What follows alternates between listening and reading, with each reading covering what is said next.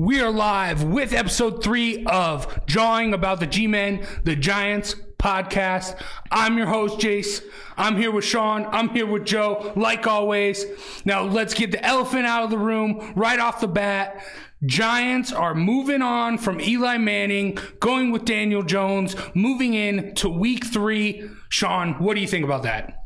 I think right now it's the right decision to make. We're obviously not in any contention this year, so it's good to give Daniel Jones the meaningful snaps while he can. Give him 14 games of game reps so he can get in the rhythm, learn the offense more, and it's pretty much about the future here on out. We're just trying to get him ready and prepared to be our franchise quarterback for the next, hopefully 10 to 15 years. And it's nothing against Eli. I don't think it has anything to do with Eli's performance per se. I think it just has to do with they're moving on to the future. They don't see them having a chance winning with Eli right now, so they're just looking ahead. Pat Shurmur said he thinks Daniel Jones gives them a better chance to win. I know a lot of Giants fans don't necessarily feel that way, but the reality is, and I think if you look at the Buffalo game, the defense had 4 3-and-outs. Eli responded with 3 3-and-outs and a pick. He can't keep the defense off the field because he can't run sustained drives. He can't keep drives alive and plays going because he's not mobile. And I as much as this pains me, I love Eli. I stuck with Eli right through last season. I wanted to bring him back again this season and have them, draft Haskins and have him be mentored by. But you know what? Things are what they are. I love Danny Dimes in the preseason. I'm excited for him. I do think it's going to make the Giants a better team. They got to get the ball into Saquon's hands more. I think by doing this, I think that just makes sense. I think regardless of the scores of these games, I don't want to see Daniel Jones throwing the ball 45 times. I hope that's not what we're going to get into. If you're down by 3 scores, just run the playbook. Let this kid run the playbook, learn the playbook. If you're not going to win a ton of games, I think I'm all right with that. And you know what? If things happen to start working out where things are clicking and maybe there's some wins, great. But I think the expectations, I think you're right. I think you just want to see. Here's the big thing, I think, for me personally. You got 14 games, as you mentioned, to see what this kid's got. There's a lot of great quarterbacks coming out of the next draft. Yep. St. Louis, Arizona just did it. Where they went back-to-back number 1 picks in a quarterback. So you got 14 games to see is Daniel Jones the guy, and I think more importantly, 14 games to see if Pat Shurmur's the guy. I think if this thing all blows up in their face, I think this team and this franchise has to really consider a full-on rebuild. I think that means getting rid of Gettleman, who's a spineless twerp. And I'll be honest, I don't find him and Shurmur to be trustworthy. I don't find them to be likable. I didn't see him out there answering questions. I think Gettleman addressed the media finally today. To leave Eli out in the wind like that, to be asked the same, how do you feel about getting benched? You deal with it, you move on. Leave the guy alone. That's how he feels right now. Leave him alone. It's a transition period. Again, for the Giants to go, 4-12? What is that going to do for us this year? Nothing. Yeah. So it's time to turn the reins over. I think he's somewhat at peace with it. At least I hope he is. But the idea that the defense is the weak spot and that Eli's not causing the defense problems, I disagree with that very much. To me, you need somebody who can get out there and move the football a little bit. And I think at this time, I think Shurmur and the Giants think Daniel Jones can do that better than Eli, and I think they're probably right. Yeah, you brought up the draft class coming in. That was my big, after week 2, that was my big sentiment. That's what I was thinking about the most. You have this guy, you use the 6th overall pick on Daniel Jones, and you still have Eli Manning out there throwing 40 passes, having a high usage rate in the offense. But you use the 6th pick on this guy. You seem to. This was honestly a surprise, Daniel Jones coming out. Because I felt like Pat Shurmur was very on board with Eli Manning. So I saw that, and the one thing I kept thinking was you could have gotten an edge rusher. You could have gotten a Josh Allen, who everyone wanted, and help get to the quarterback. But instead you went here with Daniel Jones. And this year, in the draft, there's a bunch of good QBs. Like, it's very stacked compared to last year, who, other than Daniel Jones, there were only 2 other QBs in the first round. So I like this, and it is a good test for him to see what he can do, what he can't do. And maybe if he isn't up to snuff, you take a quarterback, which we'll see. We'll see how he does. I'm excited. It gives hope to the Giants, something that has been lost these past 2 weeks.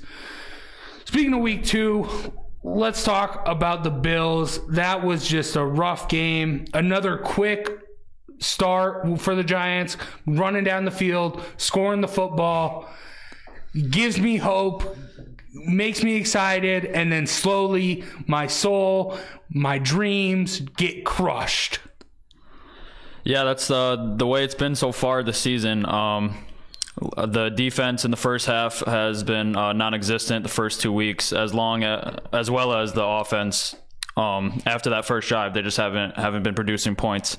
So the defense got torn apart again this week. The secondary didn't look good again. We got a little bit of pass rush, which was good to see. I thought Marcus Golden had a sack and 2 QB hits. Zoe Carter had half a sack, 2 QB hits, and Olsen Pierre had a sack. So it was good to see some pass rush. And in the second half, they kind of bared down a little bit, made it a 1-point game late in the game. So I think the defense, there's signs that they're getting better for sure, and that I think that's definitely a positive sign. But the offense right now, I just think they need to find their identity. They can't be, and now with Daniel Jones coming in, like you said before, I don't expect him to be throwing the ball 40 times a game. They just, after waiving Paul Perkins earlier in the week, they signed another tight end. So now they have 5 tight ends in the roster. They ran a lot more 2 tight end sets this week, and Saquon went up from 11 carries to 18. So I expect them to run the ball a lot more, especially transitioning into the Daniel Jones offense, because I just don't expect him to throw all the weight on his shoulder right away. So, yeah, it was a disappointing game, and I just hope that the offense can start to find its identity and that the defense can continue to improve upon this. This defense allowed 9 touchdowns this year, all on drives longer than 70 yards. As I mentioned, that whenever there was a 3-and-out, it was a 3-and-out right back, and that tended to get this defense in trouble. The more they're out on the field, the worse things get. Janoris Jenkins, now for the second time here in a few seasons, kind of lost his cool after the game. He was complaining about having to try to cover guys for 10 seconds. I understand it's tough. He also had a huge holding penalty, and he got beat for that big completion, and the Giants obviously really needed to stop on that drive. DeAndre Baker, I don't know what's going on there. He just lines up at the first down marker. I don't understand that. I mean, can he play up on a guy? Yeah. I mean, what is it that they're doing? Corey Ballantyne and Julian Love haven't had a defensive snap all season yet. Mm-hmm. I mean, why? What are we doing? Again, you talk about Saquon and 11 carries to 18. How is this guy not getting the ball more? What's the plan? It seemed to me you got rid of Odell Beckham and you weren't feeding the ball to Saquon Barkley, which this is maybe a little bit of a conspiracy theorist thought, but I almost feel like Pat Shurmur was setting Eli up to fail. Go 0-2 and watch the fan base go nuts calling for Daniel Jones, which is what they wanted all along. So I don't know. I mean, this team right now is a dumpster fire. Yeah, it's really bad, and I think it might get a little worse before it gets better. I mean, I know there's a lot of people optimistic about the game in Tampa. I don't know why. Well, just to see Daniel Jones, I think that's exciting. The big excitement for sure. Yeah, that can bring a lot of hype, and like that's stuff teams rally around. Like when we got rid of Ben McAdoo, we won the next game. Like those small little things that can bring life to a team that is that's a dumpster fire, like you just said. But I think the one thing with the Giants, you mentioned it before, Joe, is the defense is on the field too long. And really what that comes down to, I think, is Saquon's touches. You run the ball, you eat up time on the clock, defense isn't on there long. I'm to use an analogy, Army. Look at Army in college football. Mm-hmm. They last year, especially against Kyler Murray and Oklahoma, they brought them to overtime because they were eating up clock, making Oklahoma explosive offense would score real quick, but they would just eat up the clock, get in the end zone, make it a tough, gritty 2-touchdown game for each side. So I think you grit it out, you bring that and waste the clock, use up time. Giants have a chance to win. But giving Eli Manning throwing the ball 40 times is not going to get it, especially when he throws it, incompletion, stops the clock right there, and not a lot of time on offense. Now, you guys just mentioned it. Week 3, there is a lot of hope against the Bucs, and the Bucs looked really good last Thursday night football against the Panthers. But they also looked very terrible against the 49ers. So Bucs are in limbo. The Giants are a dumpster fire. So we'll see what comes out of here. Yeah, it should be an interesting game. I don't think that the Giants pull this one out. I think that the Bucs will end up winning, unfortunately. I think that it will be definitely exciting to see Daniel Jones in his first start. I expect to see more carries from Saquon. Hopefully, he's 7.8 yards per carry right now on the ground, which is, we were mentioning it before we went on, is like high school numbers pretty much. Yeah. And they're definitely capable of milking the clock and be able to have those long sustaining running drives, because they have the O-line has been great in run blocking, as well as obviously we have the best back in the league. So I think that it will definitely a lot more running the ball. I don't expect Daniel Jones to pass it for 45 times. I'd see somewhere around maybe 25 or 30. A lot of RPO, which they showed and Daniel Jones looked good at in the preseason. So I expect it to be a low-scoring game. Maybe I say we lose by 10 or 7, but I just think that the Bucs pull it out in the end in their home stadium in Daniel Jones' first game. We're going to talk fantasy later on, obviously. O.J. Howard got shut out last week for Tampa. I don't expect that this week against the Giants. It's going to be a nice bounce-back week for him. Look, my hope going in is that they allow Daniel Jones to just run the full offense. Again, I think regardless of score, I think if you fall behind 14-0, 21-3 or whatever the case, don't start chucking the ball down the field. Run the plays. Let this kid learn the offense. I think what you're looking to see week to week from here on out is improvement.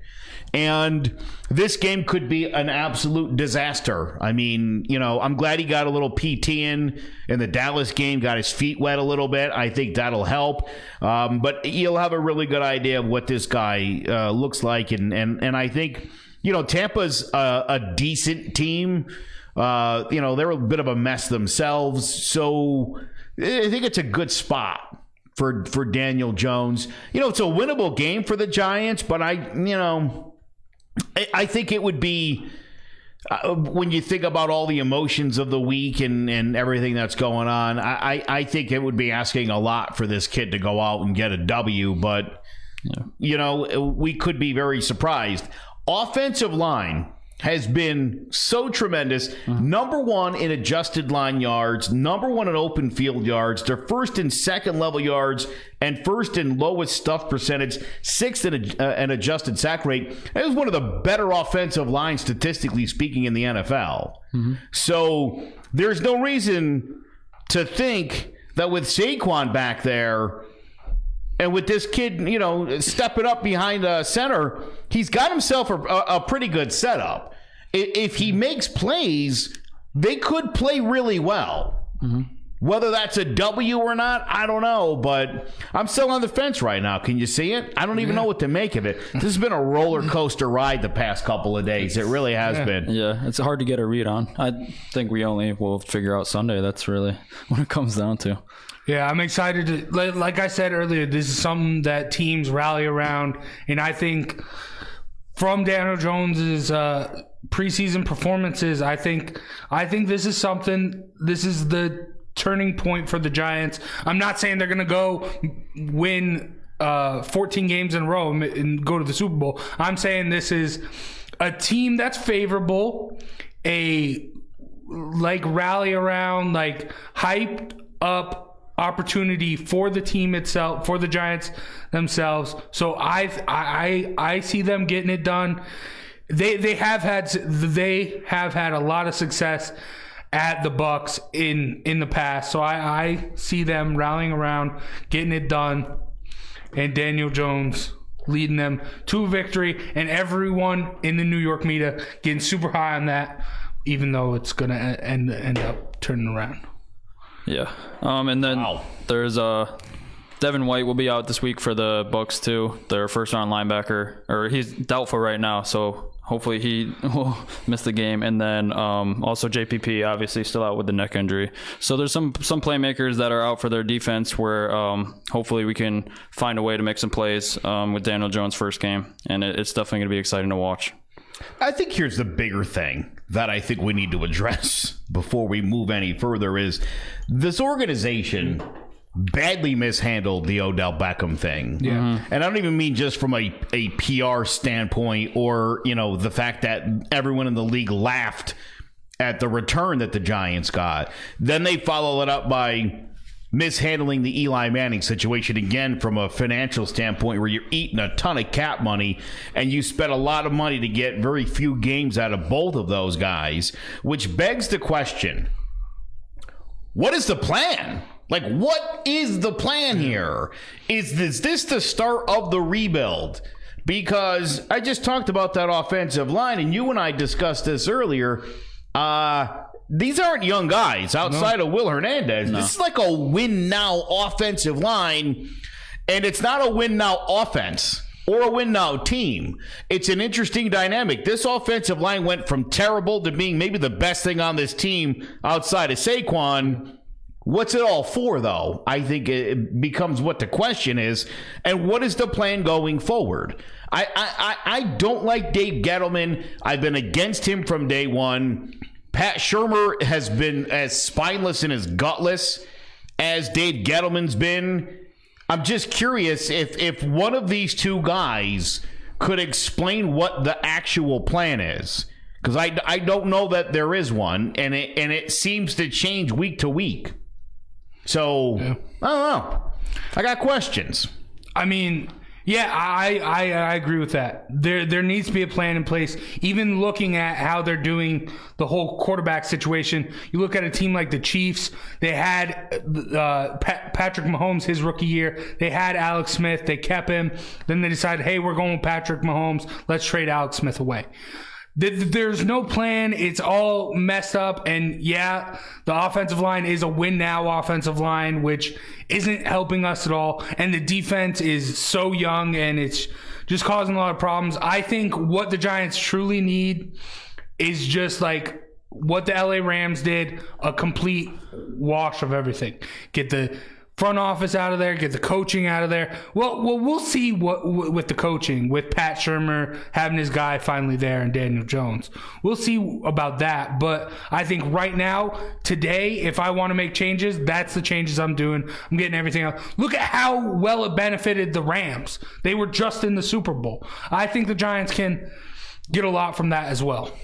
Yeah, I think they just, going into next season, they have I think like top 10 in cap space in terms of money to spend. It's like over $60 million just because they get so much money back from all the dead money that they're carrying this season. Obviously for all the trades, Olivier, Eli Apple, Snacks, Odell. I mean, the list doesn't stop really. So I think that they need playmakers on defense. They definitely need to make a splash next season in free agency. I think that their plan is obviously they're trying to build around Daniel Jones while he's on his rookie contract. I think that's been the kind of way the NFL winning with young quarterbacks before you have to give them the huge max contract. So I think that would be their plan for the next 4 to 5 years. And I think that with the O-line, I don't expect anyone on the O-line to retire within the next 4 to 5 years, even though they are getting up there. So I think that they just need to build around Saquon, Evan, Daniel Jones, Shepard, and I think they need an outside receiver that would definitely help to stretch the field a little bit like they had with Odell. So I think they just need playmakers on defense and a deep threat. They have the O-line there, like we said, and they have the young quarterback. So I think it's just about getting playmakers, because as of right now, there's just about no one that I would say is an actual playmaker on this defense, because Jabril Peppers hasn't showed up so far. No. Zoe Carter is supposed to have a breakout year. He looked good this week at least, but he's not at that star level yet. So I just don't see anyone on that defense that gives us that, and that's what we need to look into in the future for sure. Funny you talk about them needing a receiver down the field, and you literally had the best one there was, which again tells me, what is the plan, and that kind of gets back to what my original point was. You upgraded the offensive line by downgrading your pass rush.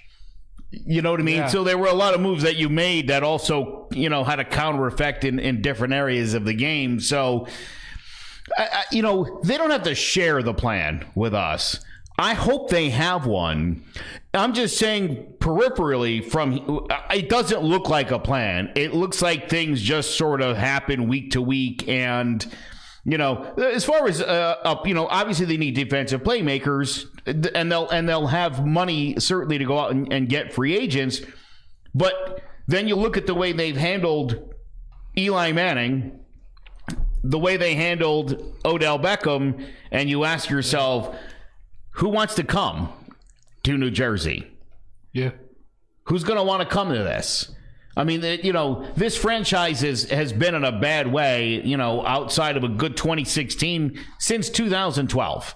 There really hasn't been much going on after the second Super Bowl. Yeah. So they've started 0-2, 6 out of the past 7 seasons. I mean, how are you?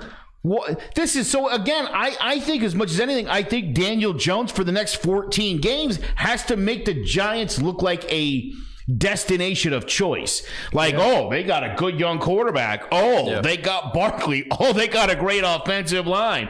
They got some good young defensive guys. I'll go join that and make it better.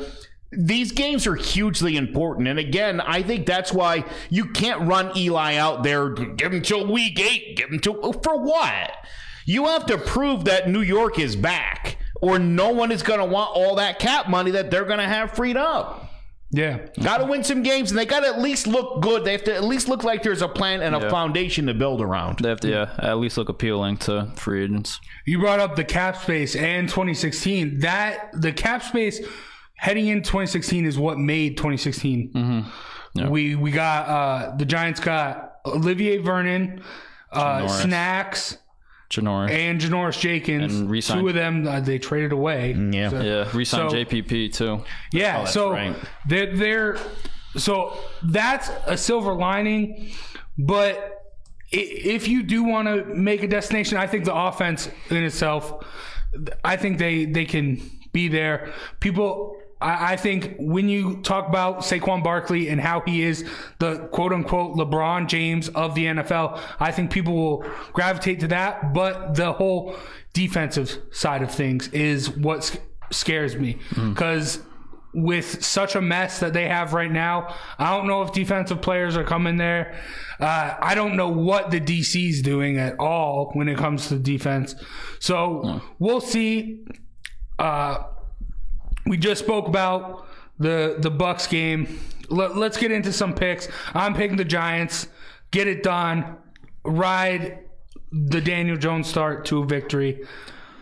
Yeah, I hate to do this to my Giants, but I'm going to go Bucs this week. I think that Daniel Jones will have a good game, but the Bucs passing attack, even though Jameis Winston could have some turnovers, the secondary has just looked awful so far. So they don't give me any hope that they can stop Chris Godwin, who has been great so far. And really Mike Evans has been quiet, but I don't expect him to be too quiet against this Giants secondary. And same, you said OJ Howard too. He's been a no-show in fantasy so far, but I don't expect that to happen either. I just don't think that this Giants pass secondary can stop much, and I don't expect them to win. I think Bucs win by either a touchdown or 10, like I said before. I mean, the Giants killed me in week 1. I didn't make that mistake in week 2. Kind of leaning towards making it in week 3. Yeah, I don't know. Jace, I feel like I'm with you here. I don't know. As much as I go in and I'm thinking there's no way, it would be magical. It would sort of quell all the uproar. How about the Giants in a real close one this week? They pull it out. All right. I can't believe I just said that. I like it. I hope they do. I want them to. You're probably right. The Giants are that team. The games you don't expect them to win, they somehow pull out, and the games you expect them to win, they lose. So it would only make sense they would win this week. It really, I don't know why. Yeah. I hate to do it, but I'm doing it. Go Giants! Yeah, and you can expect Jameis Winston to throw at least a couple interceptions. Yeah, so, and for about 400 yards though. Yeah. So I said that last week too about Josh Allen though, and then of course no turnovers as per usual. They do tend to make quarterbacks look very, very good this year. So this might be just what Jameis Winston needs, or like you said, if the Giants may just finally maybe it all comes together. Yeah. It's going to have to, or we're going to be sunk here, buddy. Yeah. Then we have actually, before that, let's get into the records from last week. Oh, God. Both me and Joe were 11-5. Killing it. Sean staying above 500 at 9-7. All right. The total you make the playoffs. Yeah. Hey, it's early right now. I don't have a great read on all the teams yet, so I mean I'll let you guys feel good with your records right now. I'm just picking by colors right now. Oh, all right. Simple enough. Yeah, but it is tough, man. It's tough in the early going because you know what it is. You expect people to play like they did last year, and when there's any sort of a drop-off, you're like scratching your head. You're like, but they were so good last year. Yeah. Well, this isn't last year. And, the NFL is really just such a week-to-week league that you can't. Yeah, like we were talking about the Bucs before. They looked terrible week 1, looked good week 2. So it really depends on the matchup. And I'm glad I don't have the money to bet on these games. But for total record, Joe's in the lead, 22-9-1. Then I'm one game back, 21-10-1. And Sean, one game above 500, 16-15-1. You're like the Eli Manning of picking games. I'm kidding. I love Eli. So do I. It's going to be hard to see him go. It really is. I remember how angry it was when Geno Smith was in there. Maybe this will be easier being like the new franchise guy. I'm hoping. Yeah, I refused to watch that game against the I didn't watch it. It was bad. Yeah, ever since I've been growing up, though, Eli's been the quarterback since I've been 5 years old. Well, let me tell you something. I went through this with Phil Simms, man. When Jeff Hostetler took over, it was like, because Jeff Hostetler had been a backup for years. And at one point, he was the third string backup. Even worse. You don't expect that guy to become the starter. Of course, the Giants to the Super Bowl, and that it's totally made up for it. Yeah. One question going around media as this news comes out, and I want to pose it to you guys. Is Eli Manning a first ballot Hall of Famer? I don't know if he's first ballot. I would say probably not first ballot, but definitely Hall of Famer. For sure. See, you look at his numbers, 500 win record, leading the league in interceptions multiple times. But he does have the Super Bowls. And you want to go back, like me and Sean, we're young. Joe Namath, we hear Joe Namath, and we all he's Joe Namath. He's Broadway Joe, Broadway baby. Joe, yeah. I guarantee. He's great. You look at his numbers. Terrible. Awful. So bad. Yeah. So many interceptions. He was like the Rock of the NFL. Yeah. He just talked a lot of crap, and people were like, this guy's great. He's not. Yeah, same with Terry Bradshaw. I think he has more career picks than touchdowns. Yeah, so the power of the Super Bowl, I think he can get it done. Him in the fourth quarter and him in the clutch, even though there wasn't a ton of clutch times, when he needed it most, he was always there. You're not being honest if you say you don't think this guy's a Hall of Famer. Yeah. I mean, he's got the numbers. He's got the Super Bowl championships. He's got the Super Bowl MVP. He was the face of a franchise for 16 years. It's not easy to play football in New Jersey in November and December and January. It's not. It's a tough job. He was as durable as there's ever been a guy in this league. To me, Mostly it's Cowboy fans who say he's not a Hall of Famer. First ballot, I doubt it. But I think after a few years and a few years away, I think he'll be in the Hall of Fame for sure. Yeah, has to be. All right. Now we got one of my favorite Thursday night football games of the year, the Color Rush game, the Diarrhea Jaguars against the Baby Blue Titans. Is this required on the NFL schedule to be a Thursday night game every year? Like, does that just have to happen? I hate this game. Yeah, they schedule all 32 teams, so you get to see everyone. That's why some of the matchups are not as great. The Jaguars versus anybody else, I would be okay with. Yeah, all AFC South games I feel like are just brawls every time, low scoring. The coin for the picks. They're usually not great. I'm going with the Titans. I don't think Gardner Minshew, granted, he is this legend he is. I don't think he's going to get it done. Mariota is going to do what he does, and the Titans defense looks pretty good. Yeah, I think both defenses are good, but I'm going to go with my guy Gardner Minshew in this one. I think he gets his first dub of his career, and I think that, they go out and beat the Titans. I think, like I said before, most AFC South games are low-scoring games, and both these defenses are very good, and I expect Jags to win by a field goal. Jace, I agree with you. I think Marcus Mariota is going to do what he does. Yeah. That's lose games he's supposed to win. I'm with you, Sean. I got the Jags winning the game this week at home. I see it. That kid's been great, man. Minshew has been what?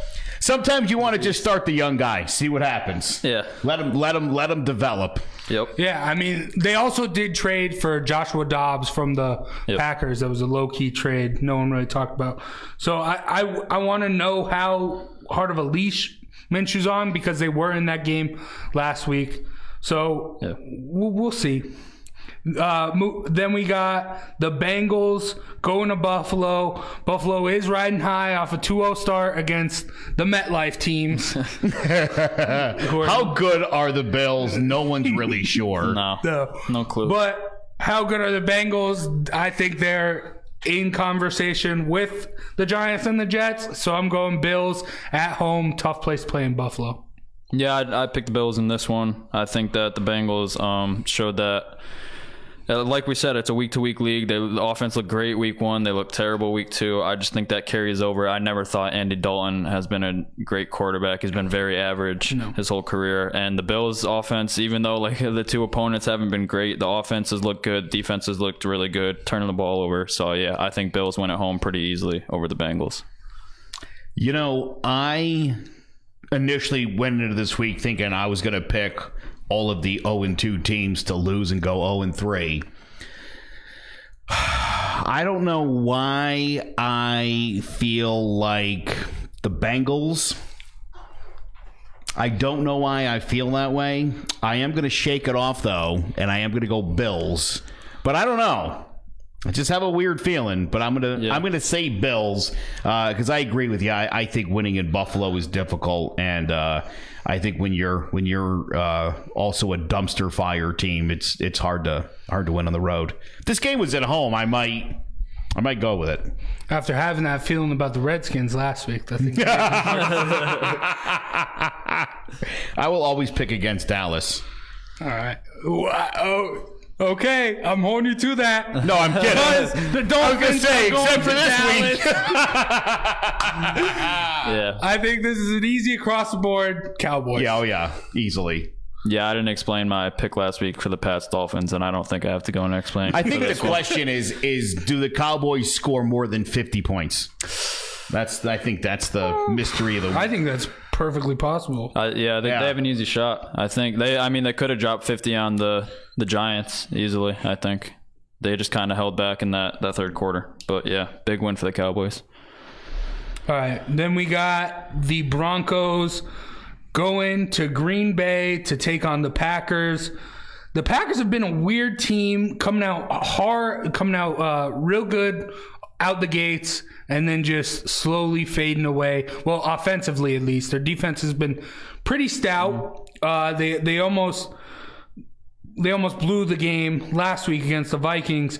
But I think the Vikings are a good team. The Broncos are not a good team. So I think Aaron Rodgers is going to shake off the cobwebs, get it done all 4 quarters, and get the win. Yeah, I don't think the Broncos offense has enough. Joe Flacco hasn't shown anything that's impressed me so far. Philip Lindsay has been a little bit underwhelming, and they don't have an actual... Well, Emmanuel Sanders has been good so far, but they don't have too many weapons. So I like the Packers in this one, and the Packers defense has looked great so far. I don't expect Broncos to score much at all in this game, and I expect Packers to win by probably 2 touchdowns. Yeah, I think that's, again, another 0-2 and you're heading to Lambeau. That's not exactly not exactly on the list of things you want to have happen. Yeah, I think there's no way the Broncos win this game. Yeah, but they did lose a close one to the Bears last week, a field goal. Yeah, Bears finally have their kicker. Yeah, Eddie Pinero. Yeah, I don't believe in the Bears offense that much. I'm not a big Mitch Trubisky guy. Me neither. Yeah, very average, I think. Then we got the Falcons at the Colts. Falcons have been... I'm surprised that how they got the win against the Eagles, and they looked really, really good. I'm taking the Falcons over the Colts. Yeah, Falcons over Colts I had too. I think that their offense definitely looked explosive in that Eagles game. I expect that to carry over this week into this game, and I think that the Colts defense isn't the best, so I think Falcons will score a lot of points, and I expect them to win this game. I'm going to go with the Colts. Right. I think at home, I think this team is feeling a little bit better about themselves. This seems like the perfect game for the Falcons to prove what they are, and that's a mediocre team. It was good to see. Something about Ryan hasn't been the same since that Super Bowl. Yeah. I really do. I mean, it was good to see Julio Jones finally get a touchdown again. Yeah. Granted, I was playing up against him in fantasy, so that wasn't too good. Then we got the Ravens at the Chiefs. This is my game of the week. This is going to be a really, really good game. And I'm picking the upset here. I'm picking the Ravens to upset the Chiefs. Ravens got a solid defense, and Lamar Jackson is looking like an MVP caliber quarterback. Yeah, so I'm going with the upset here. I picked the Chiefs in week 1 to lose to the Jaguars, and while I don't want to do that again, I think that Lamar Jackson is bound to go in and beat the Chiefs in a very high scoring game, even though the Ravens defense is tough. Yeah, you can't contain that Chiefs offense. There's just so many playmakers. Yeah. But I do expect it to be a high scoring game because the Chiefs defense isn't great as well. So I expect a lot of fantasy points from Lamar and Patrick for sure, and I expect I'm picking the Ravens with the upset in this one, maybe by a field goal late in the game. I see a shootout for sure. I don't think you're beating the Chiefs at home. I think this is a statement game, and I think Mahomes is going to come in through. I'll tell you what, I love Jackson, I did right out of college. I think he's turning into a pretty great pro. Winning in Kansas, I think that's a daunting task for anybody, and I don't see it. All right. Then the Raiders are going to Minnesota to take on the Vikings. Raiders look good week 1. Not so much against the Chiefs last week. Minnesota lost a close one to the Packers. I'm taking defense to prevail, and Minnesota gets it done at home. Dalvin Cook has looked amazing so far. Yeah. He's probably been one of the best running backs in the league this year, and I expect the Vikings to keep pounding the ball against not a great Raiders run defense, and I expect a lot of big game from Dalvin Cook. And the Raiders, Derek Carr had a pretty bad game last week, and I don't see much from that Raiders offense going forward, so I'm going to pick the Vikings in this one. Yeah, the Vikings. The Raiders are not a good enough team to go into Minnesota and win a football game. Not yet. Yeah, Dalvin Cook looked so good, and I was someone who at the beginning of the year I picked Alexander Madison in my fantasy league because I thought Dalvin Cook's so injury prone. Yeah. But dang, he's looked so good. I don't know if I'm ever gonna have to start Alexander Madison. Yeah. Now, moving on to the Jets at the Patriots. The one thing I can say is at least I'm not a Jets fan. It's rough for the Giants. Jets, though, Falk, Yeah. coming in after Sam Darnold gets mono, then Trevor Siemian tears ligaments in his ankle. It's rough for the Jets, and then Jamal Adams comes out, unfollows all the Jets on Twitter, unfollows the organization itself on Twitter. Things are not looking good for the Jets, and they're going into Foxborough. This is for you bettors out there, this is the biggest line since the lockout when Joe Montana said he was going to come out and play. That's insane. A 20.5 point spread. I'm taking the Pats. It's easy. You say 20.5? It's now 23 on my line right here. Opening up, it was 20. Oh, was it? Yeah. Okay. Yeah. Ridiculous. Yeah. Absolutely ridiculous. What are you taking? I think anyone that watched the Jets offense on Monday night knows that I'm picking the Patriots in this one. They looked abysmal, and yeah, I expect Pats win big. If Tom Brady shows up, the Patriots will win. That is the only chance the Jets have, is that Brady just maybe something comes up last minute and he won't be at the game. Then maybe they don't lose by 40. Otherwise, I think that's just inevitable at this point. Mm-hmm. Bill Belichick can put on the pads and play quarterback, and the Jets would still get smoked. Probably. Yeah. Then we have the Lions going to Philadelphia to take on the Eagles, who had a tough loss against the Falcons. A lot of injuries. Mm-hmm.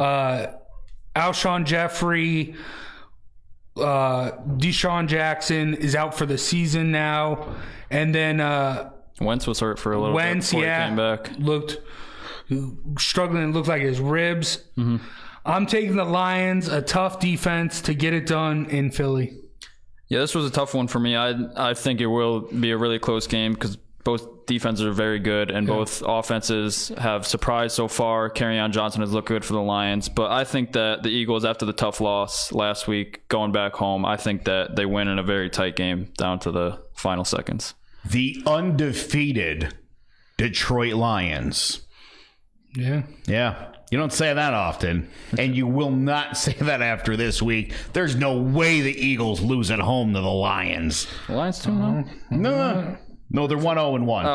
Yeah. Okay, all right, yeah. Yeah, I was having a little fun there. I was going to say, I didn't think they were 2-0. I mean, they are undefeated. They are technically undefeated. Yeah. That is true. Then the Panthers are going to Arizona to take on Kyler Murray and the Cardinals. Kyler Murray's looked really good. The Cardinals have kept the games close, the tie, and then kept it close against Baltimore. Mm-hmm. And the Panthers have struggled. Cam Newton struggled a lot. Mm-hmm. I have it written down as the Panthers, but I think I'm changing it. I don't know why you would have written that down. I'm going Cardinals. Kyler Murray's getting his first win in the NFL. I agree with you on this one. I have the Cardinals over the Panthers, and I don't even think it will be too tight of a game. I don't think, because Cam Newton just hasn't looked the same the past. Even last year, he didn't look great at the end of the year. He just can't push the ball downfield anymore, it looks like, and it's hard to watch for one of the best playmakers in the league, or at least used to be. But yeah, like you said, Kyler Murray and that offense has looked great so far, so I expect them to put a lot of points up on the Panthers, and I expect Cardinals to win, maybe by a touchdown. Kyler Murray's been on my fantasy team. He's been sitting on the bench, got off to a rough start in game one. He's been phenomenal since. I definitely think he gets his first W for the 1-1-1 Cardinals.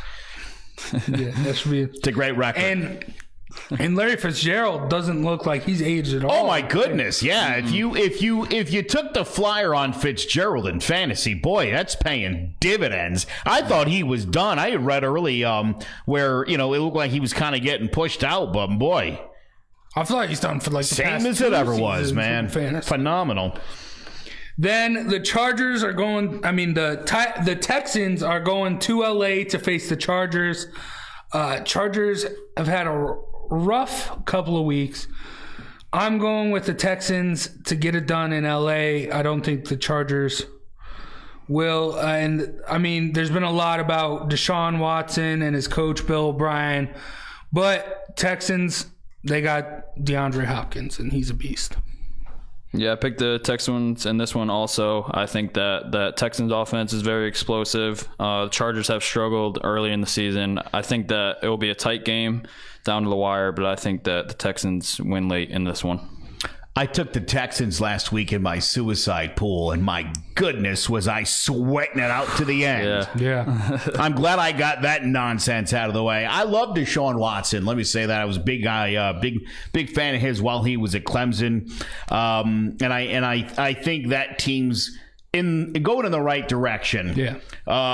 That said, I'm picking the Chargers to win this one. I think it's tough to win on the road in the NFL for a young quarterback. I think you're asking for a lot here. This feels like one of those games where maybe Watson has kind of a stinker. So, Yeah, all right. hate to say it. Chargers it is. And then the not atrocious. They were atrocious week 1. Came back a little week 2 to lose a tough loss to the Seahawks. The Steelers losing their quarterback in Big Ben, having to go with Mason Rudolph. They're taking on the Niners. Niners are at home. Niners have looked pretty good. I'm picking the 49ers here. Defense wins games, and I'm picking the Niners. Yeah, Niners offense has looked very good so far, and I expect them to win at home against a young quarterback going into his first career NFL start. I just think that the Steelers, they can't expect to win going forward with Mason Rudolph in the backfield. And even though their defense is all right and they have some playmakers, 49ers have looked very good so far, so I expect them to get the win at home. I think Ben Roethlisberger is a vile human being. I won't say I was upset to hear the news. Definitely going to take the Niners this week, though, in light of the news. So, tough luck, Ben. Then the Saints are heading north to take on the Seahawks. Seattle is just too tough of a place to play, even though the Saints did also lose their quarterback as well. Drew Brees out at least 6 weeks with a hand injury after pretty much high-velocity high-fiving Aaron Donald. But, I don't think Teddy Bridgewater can get it done in Seattle. Also, I mean, it sucks for Taysom Hill being on the field all the time. Sean Payton's letting him run some plays, and then when it comes time to actually, when Drew Brees is injured, go with Teddy Bridgewater instead of Taysom Hill. But I'm going with Seattle. Get it done at home. It's tough to win in Seattle. Anyways, even with Drew Brees at the helm, I don't expect the Saints with the first game, Teddy Bridgewater first game being a starter. I don't expect him. It's a tall task to ask him to go into Seattle and win that first start for this team. So I just think that the Seahawks overwhelm the Saints in this one and get the W. Teddy Bridgewater is the highest paid backup in the NFL. Eli Manning. Until today, apparently. Solid point. 23 mil. Yeah, there's no way Teddy Bridgewater's going to win a game in Seattle. And also, Russell Wilson has been pretty great so far this year.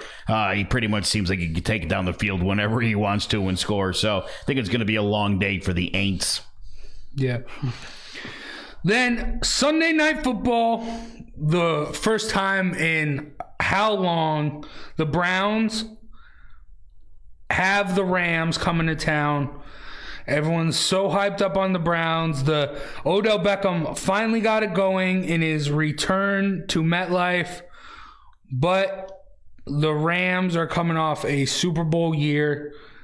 The Browns just can't beat the Rams. The Rams are too good. Rams will get it done.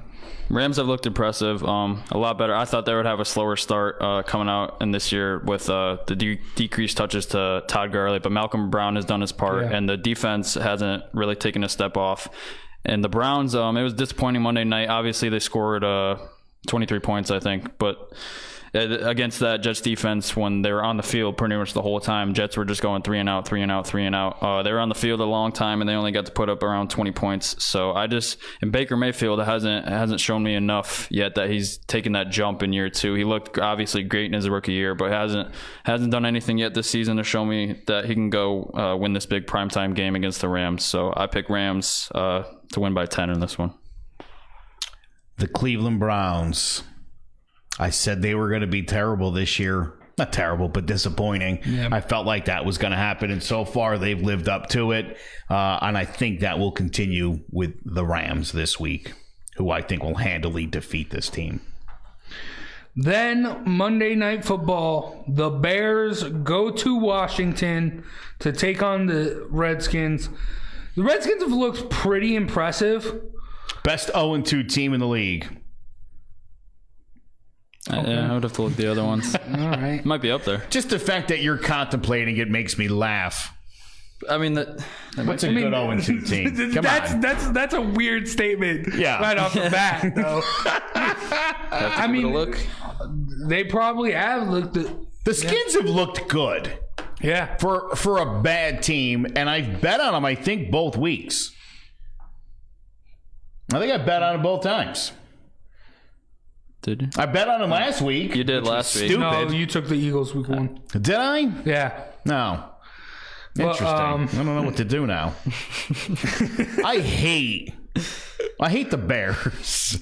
Not a fan of Big Mitch. I just don't. No. I don't know. I don't feel like he's a get it done kind of guy. But then again, the Redskins aren't a get it done kind of franchise. What are you doing? What's your move here? This one was a tough one for me, but I went Bears over Redskins in the end. Yeah. I was going back and forth though, just because the Bears offense hasn't looked great so far. Redskins D has been pretty good the first 2 weeks, and the offense has been a lot more surprising a lot better than I thought they would have been. Case Keenum has looked good, and Terry McLaurin has been tearing it up. So I think it will be a tight one, but I think the Bears will win late. The Bears have looked offensively. It's looked very, very weird. They come out week 1 wanting to get Mitch Trubisky off to a strong start, throwing a lot, and then week 2 they come out run heavy, not able to get it done. It's weird. I think they will try and find a middle ground for it and get it done against a Redskins team that isn't really that good. But, I mean, Case Keenum has looked really good. I don't think we'll see Dwayne Haskins start this year. Case Keenum, I mean, last year was tough with the Broncos. But the year before that in Minnesota, people were talking about him being an MVP. So Case Keenum's a solid quarterback. But I think just the Bears defense is too much for them. I think when the Redskins get to 0-6, I think people will be questioning whether Case Keenum keeps that starting job. And since I think they're going 0-6, they're definitely going to have to lose their third game. So I'll take the Bears. Lose that fourth game, too, against the Giants. Giants, Redskins. Yes! Week 4. That might be the one. It might be Haskins versus Jones. That'd be interesting. Okay, let's talk some fantasy. Last week, the perfect lineup, star players. Patrick Mahomes had 34 points. RBs, Dalvin Cook, 27. Aaron Jones, surprisingly, 24. Wide receivers, DeMarcus Robinson for the Chiefs, 35. OBJ in his homecoming to MetLife had 28. Tight end Mark Andrews for the Ravens, been looking good, 25. He's leading all tight ends in scoring currently. Then for a flex, Emmanuel Sanders had himself a good week, also 28. Patriots defense destroyed Miami, scoring 35 points as a defense, which is rough. I got my first loss in fantasy this week, but in one of my 3 leagues, it was tough. But in my other 2 leagues, I won. There you go. Lamar Jackson is carrying me through. He was phenomenal against who they played. Why can't I think of it? The Cardinals. Yeah, against the Cardinals. He, like I said earlier, he is a MVP caliber player. If you are struggling in fantasy, some waiver wire names I got for you. Raheem Mostert, 23 points, running back for the Niners with Jerick McKinnon out and Tevin Coleman out. He's been getting the ball.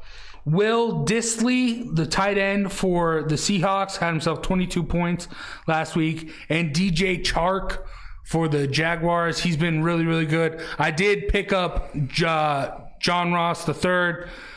Did keep him on my bench, though, because I didn't know how good he was going to do. He put up some numbers. He put up 20, yeah. The guy I played this week in B also had Ross sitting on the bench, and that would have been his best.